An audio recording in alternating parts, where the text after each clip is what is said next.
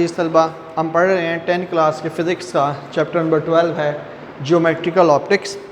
और उसमें अभी हम आज जो हमारा आज का जो लेक्चर है वो है टोटल इंटरनल रिफ्लेक्शन।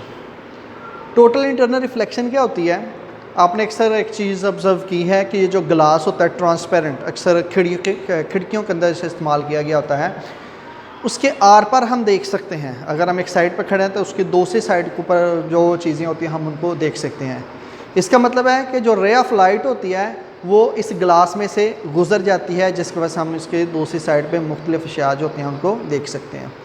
लेकिन कभी कभार ऐसा होता है कि यही जो ग्लास होता है, इस ग्लास में हमें हल्के हल्के मुख्तलिफ चीज़ों के इमेज भी नज़र आते हैं। फॉर एग्ज़ाम्पल, अगर ये ग्लास खिड़की में लगा हुआ है तो खिड़की के बाहर वाली साइड पे तो हमें नज़र आएगा, लेकिन बाज़ दफ़ा इसके ग्लास के अंदर, खिड़की के अंदर जो ग्लास लगा हुआ है इसके अंदर हमें कमरे के अंदर अगर फ़ैन चल रहा है तो उसका हल्का सा इमेज नज़र आएगा। अगर कोई और चीज़ कमरे के अंदर लटकी हो तो उसका भी हल्का हल्का इमेज नज़र आना शुरू हो जाएगा।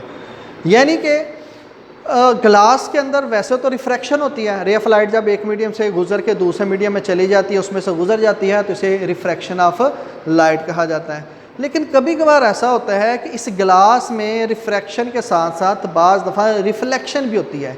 ये जो हमें इसके अंदर हल्के हल्के इमेज नज़र आते हैं ये रिफ्लेक्शन की वजह से होते हैं। तो हमने यहाँ पर आज यही स्टडी करना है कि ये ग्लास में रिफ्रैक्शन के साथ रिफ्लेक्शन कब होती है, कैसी होती है, इसकी कंडीशंस क्या हैं, शराइत क्या हैं, आज हम ये स्टडी करेंगे।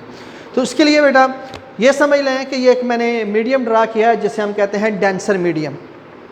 मीन्स के एक समझ लें कि ग्लास की एक स्लैब है, शीशे की एक स्लैब है, या पानी समझ लें, इसके नीचे, इसकी नीचे बेस में, तय में एक पत्थर पड़ा हुआ है या कोई बॉडी पड़ा हुआ है। इससे मुख्तलिफ रेज निकलती हैं। जो तो रेज ऑफ लाइट यहाँ पर जाकर ऐसे सीधी बाउंड्री पर टकराएंगी 90 डिग्री के एंगल पे, तो वो रे ऑफ लाइट जो होती है ऐसे सीधी गुजर जाएगी। तो ये याद रखें कि जो रे ऑफ लाइट मीडियम की बाउंड्री के साथ परपेंडिकुलर हो, 90 डिग्री का एंगल बनाए, तो वो रे ऑफ लाइट सीधी गुजर जाती है, उसमें रिफ्रैक्शन का अमल नहीं होता। लेकिन अगर ऐसे एक रे ऑफ लाइट और है जो जाके ऐसे बाउंड्री पे टकराती है, जो कि उसका बनने वाला एंगल जो है वो 90 डिग्री से कम हो, तो वो रे ऑफ लाइट जब डेंसर मीडियम से रेयर मीडियम में जाएगी तो ऐसे अपने एक्चुअल पाथ से बेंड हो जाएगी। पॉइंट ऑफ इंसिडेंस के ऊपर अगर हम ऐसे यहाँ पर नॉर्मल ड्रा करते हैं तो ये वाला एंगल जो होगा उसे इंसिडेंट एंगल कहेंगे, ये जो एंगल है इसे हम रिफ्रैक्टेड एंगल कहेंगे। इसी तरह से नेक्स्ट रे ऑफ लाइट है, अगर हम उसको भी देखते हैं तो रे ऑफ लाइट और बेंड हो जाएगी। यानी कि पॉइंट ऑफ इंसिडेंस के ऊपर अगर इस तरह से नॉर्मल ड्रा किया जाए तो ये इंसिडेंट एंगल है और ये वाला क्या है, रिफ्रैक्टेड एंगल है। तो रे ऑफ लाइट, ये बात एक और यहाँ पर याद रखना ज़रूरी है कि रे ऑफ लाइट जब रेयर मीडियम से डेंसर में आए, हवा से ग्लास में आए, तो उसका जो इंसिडेंट एंगल होता है वो बड़ा होता है और रिफ्रैक्टेड एंगल छोटा होता है। लेकिन जब ray of light denser medium से रेयर मीडियम में जाए तो उसका जो इंसिडेंट एंगल है ये छोटा होगा और रिफ्रैक्टेड एंगल बड़ा होगा। रिफ्लेक्शन में इक्वल होते हैं, लेकिन रिफ्रैक्शन में इनमें ये प्रोसेस पाया जाता है कि कभी इंसिडेंट एंगल बड़ा हो जाता है और कभी रिफ्रैक्टेड एंगल बड़ा हो जाता है। अगर हम इसी तरह से इंसिडेंट एंगल को थोड़ा सा ज़्यादा करते हैं तो रिफ्रैक्टेड एंगल और बड़ा हो जाएगा। ऐसे जब करते जाएंगे तो एक रे ऑफ लाइट ऐसी भी आएगी कि जो जहाँ पर जाके टकराएगी, टकरा के तो बाउंड्री के साथ ही रिफ्रैक्ट हो जाएगी। यानी कि पॉइंट ऑफ इंसिडेंस के ऊपर नॉर्मल ड्रा करेंगे, नॉर्मल, तो जो रिफ्रैक्टेड एंगल है वो इस तरह से वो 90 डिग्री का बन जाएगा। तो रे ऑफ लाइट जब डेंसर मीडियम से रेयर मीडियम में जा रही हो तो इस तरह से कि उसका रिफ्रैक्टेड एंगल 90 डिग्री का हो जाए, तो उसका जो इंसिडेंट एंगल होगा आई, इसे हम क्रिटिकल एंगल कहेंगे, सी से जाहिर करेंगे। यानी कि और ग्लास का जो क्रिटिकल एंगल होता है सी की वैल्यू ये 42 डिग्री होती है। इसका मतलब ये है कि जब रिफ्रैक्टेड एंगल 90 डिग्री का हो जाएगा उस वक्त जो इंसिडेंट एंगल होगा इसका ये 42 डिग्री का होगा। तो यहाँ तक रिफ्रैक्शन कम रहता है। 42 डिग्री से कम जब इंसिडेंट एंगल हो तो रे ऑफ लाइट जो होती है वो डेंसर मीडियम से रेयर मीडियम में गुजर जाती है, पास कर जाती है इसे, और अपने एक्चुअल पाथ से थोड़ी सी बेंड हो जाती है।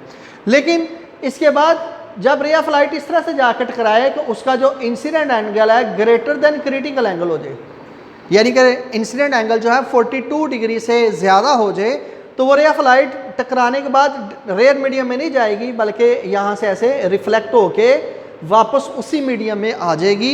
इस अमल को कहते हैं टोटल इंटरनल रिफ्लेक्शन। और ये वाला अमल तब होगा कि जब रे ऑफ लाइट जो है डेंसर मीडियम से रेयर मीडियम में जा रही हो और इंसिडेंट एंगल जो है क्रिटिकल एंगल से बड़ा हो, यानी कि 42 डिग्री से बड़ा हो। तो ये वाला अमल जो है उस वक़्त पाया जाएगा। तो ये था, तब जाके टोटल इंटरनल रिफ्लेक्शन का अमल होता है। तो जो हमें खिड़कियों के अंदर लगा हुआ जो ग्लास होता है, उस ग्लास के अंदर जो हमें हल्के हल्के इमेज नज़र आते हैं, उस वक्त ये प्रोसेस चल रहा होता है कि जो रे ऑफ लाइट जाके ग्लास से टकराते हुए टकरा रही होगी, तो उस वक्त उसका बनने वाला जो इंसिडेंट एंगल है वो क्रिटिकल एंगल से 42 डिग्री से ज़्यादा बन रहा होगा। तो रे ऑफ लाइट टकरा के रिफ्लेक्ट होकर वापस आ जाएगी, उस रिफ्लेक्शन की वजह से इस बॉडी का इमेज बनेगा।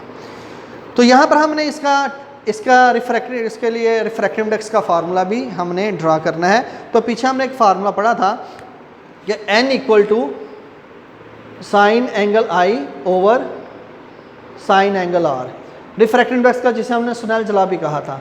ये वाला फार्मूला हम तब यूज़ करते हैं कि जब रे ऑफ लाइट जो होती है रेयर मीडियम से डेंसर मीडियम में आ रही हो, हवा से शीशे में आ रही हो, तो उस वक्त हम ये फार्मूला यूज़ करते हैं n equal to sine i over sine are.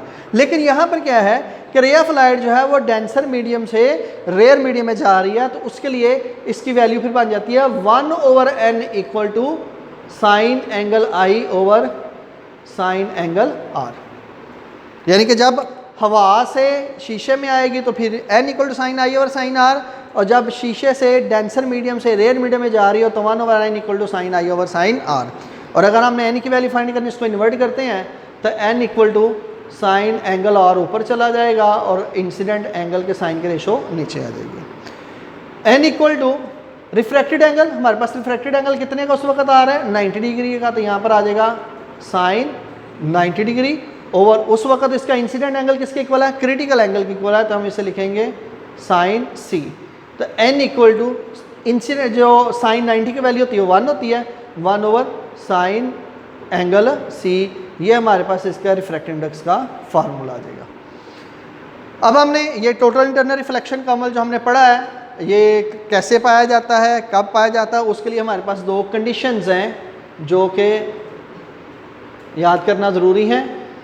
Condition इसकी शराइत हैं। पहली शर्त क्या है कि रे ऑफ लाइट जो होती है वो डेंसर मीडियम से रेयर मीडियम में जा रही हो। लाइट शुड पास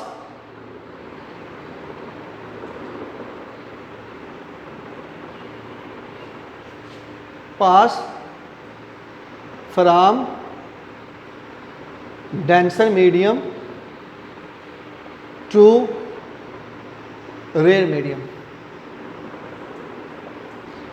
यानी कि ये अमल तब पाया जाएगा कि जब रोशनी जो होती है वो डेंसर मीडियम से रेयर मीडियम में जा रही हो। यानी कि अगर रेयर मीडियम से डेंसर में आती है तो फिर ये अमल नहीं पाया जाएगा।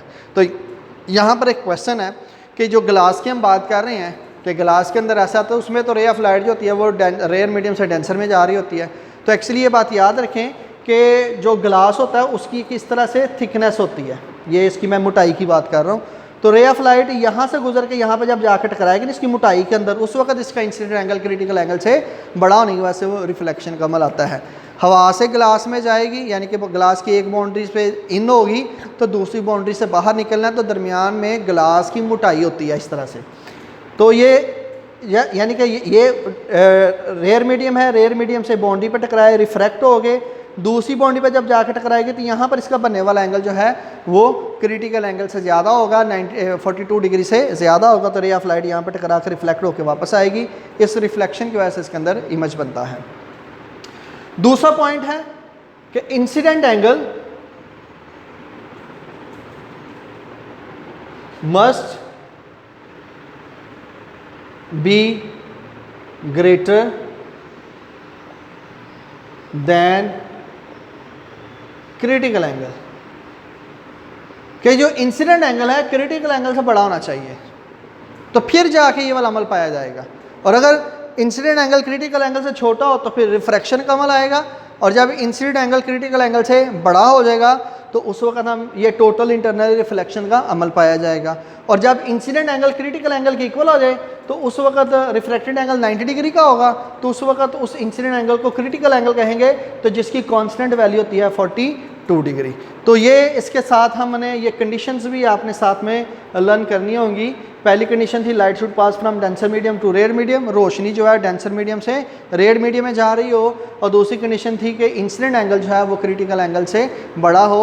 ये दोनों शराइत पूरी हों तो फिर ये टोटल इंटरनल रिफ्लेक्शन का अमल आता है, अदरवाइज़ ऐसा अमल नहीं